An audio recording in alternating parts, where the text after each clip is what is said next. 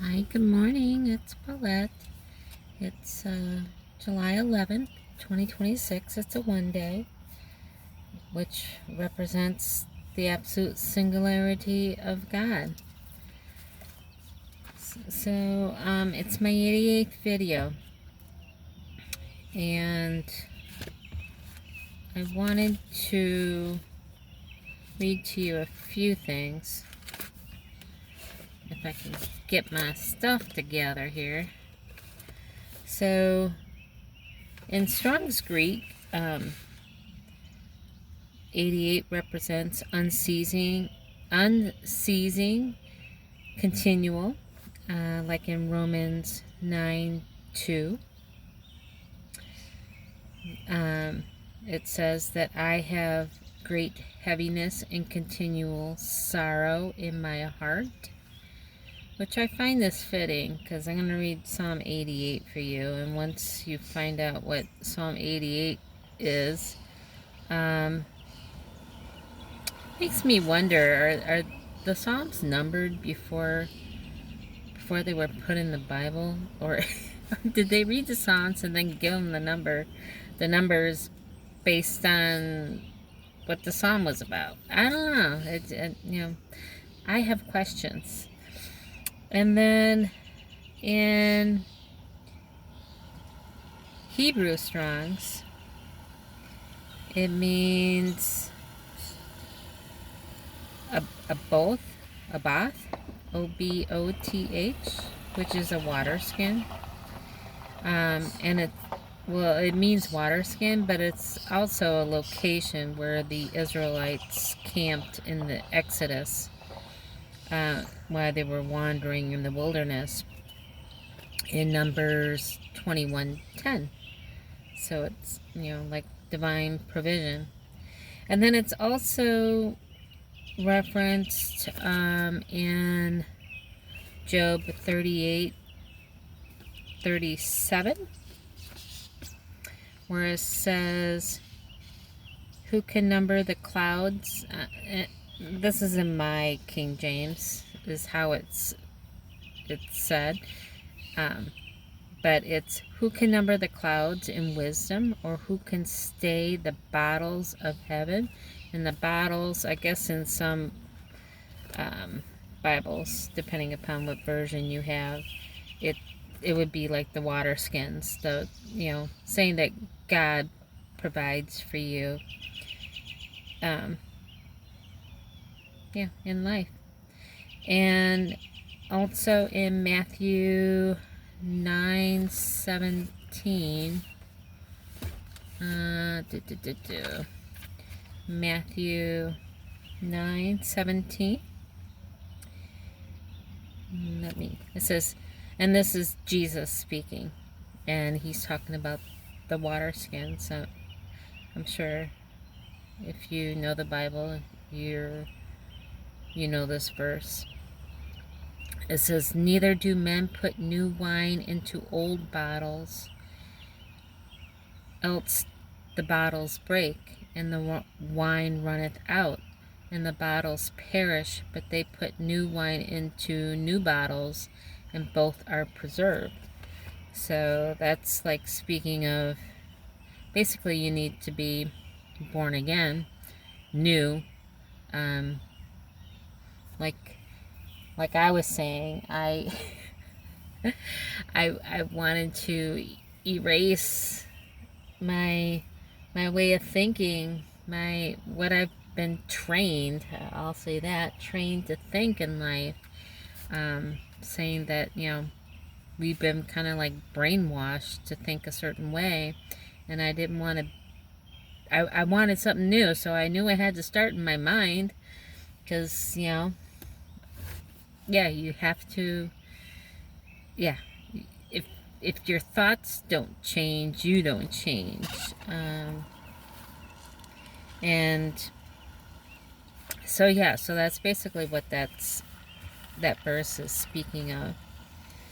And 8 also represents stepping beyond nature into a metaphysical or divine realm, and the doubling intensifies the theme. So it's like complete, starting a new spiritual beginning.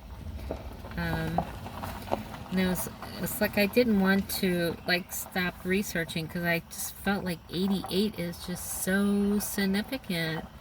And it's not that there's a lot, but it's impactful to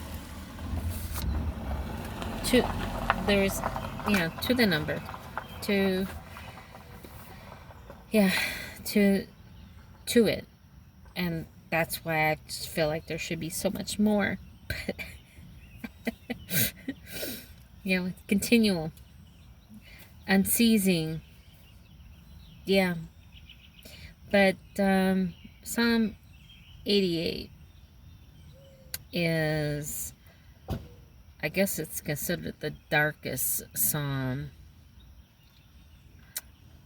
that there is. It's the most desolate psalm, darkest and most desolate psalm. And it was written by Heman, the Ezrahite, and he was a prominent Levite musician with King David and King Solomon era. And it's a raw, and without me knowing, when I was going through my Bible months ago, before it became my houselessness, when I was in despair and I was listening to the Bible, and these words just spoke out to me because I felt that, oh, I'm going to tear up. I felt like it was a cry out from me. And it's a reflection on people's lives, because everybody goes through turmoils in their life, and yeah.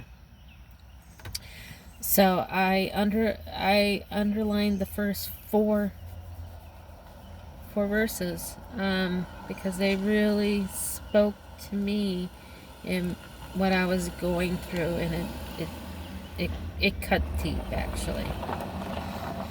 So it's a raw, agonizing cry to God during severe suffering, depression, and isolation. And I really feel that to be very accurate. So unlike most psalms of lament, it does not end with triumph. Its final word is darkness. So I found that to be interesting, that this psalm spoke to me when I was listening to it, not really knowing the meaning behind it. It's just the words really spoke. So Psalm 88. O Lord God of my salvation, I have cried day and night before thee. Let my prayer come before thee, incline thy ear unto my cry. For my soul is full of troubles, and my life draweth nigh unto the grave.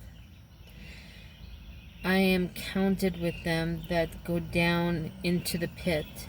I am as a man that hath no strength.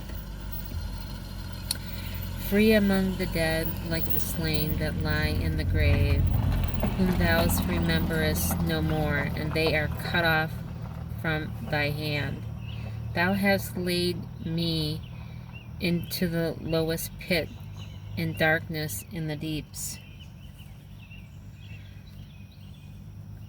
Thou wrath lieth hard upon me, and thou hast afflicted me with all thy waves, Selah. Thou hast put away my acquaintance far from me. Thou hast made me an abomination unto thee. I am shut up, and I cannot come forth. My eye mourneth by reason of affliction. Lord, I have called daily upon thee. I have stretched up my hands unto thee. Wilt thou shew wonders to the dead? Shall the dead arise and praise thee? Selah. Shall thy lovely loving kindness be declared in the grave, or thy faithfulness in destruction. Shall thy wonders be known in the dark, and thy righteousness in the land of forgetfulness. But unto thee have I cried, O Lord, in the morning shall my prayer prevent thee? Lord, why castest thou off my soul? Why hidest thou my face from me? I am afflicted and ready to die from my youth up, while I suffer thy terrors. I am distracted. Thy fierce wrath goeth over thee. Thy terrors have cut me off. They came round about me daily like water. They compass me about together. Lover and friend hast thou put far off from me, and my acquaintance into darkness. So that was Psalm 88.